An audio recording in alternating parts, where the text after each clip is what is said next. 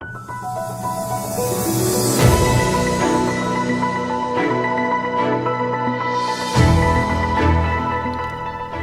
sont des chiffres absolument épouvantables qui nous parviennent du Liban, où la monnaie nationale a perdu 90% de sa valeur sur le marché noir. Mais ce chiffre, il faut le recontextualiser avec d'autres éléments qui sont tout aussi inquiétants. L'inflation, aujourd'hui, c'est 146% par année.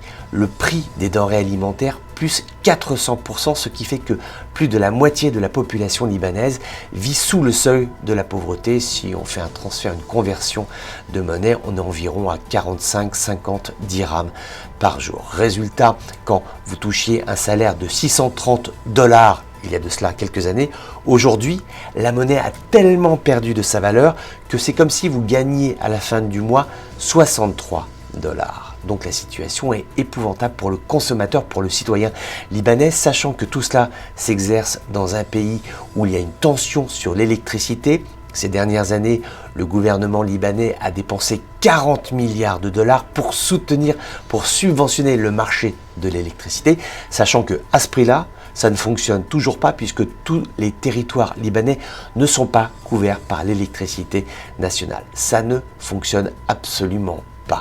Et aujourd'hui, on peut penser tout ce que l'on veut du système du multiconfessionnalisme qui veut que chaque communauté se voit attribuer automatiquement des postes ministériels. On peut penser ce que l'on veut du Hezbollah qui est un État dans l'État, presque même une armée dans l'armée. Mais le fait est, c'est que ce modèle ne fonctionne pas. Et le drame, c'est que les États étrangers qui sont bienveillants à l'égard du Liban, qui voudraient aider le Liban, qui seraient même prêts à mettre de l'argent au Liban, mais ils vous disent, mais je veux bien mettre de l'argent, mais l'argent, je le mets où ?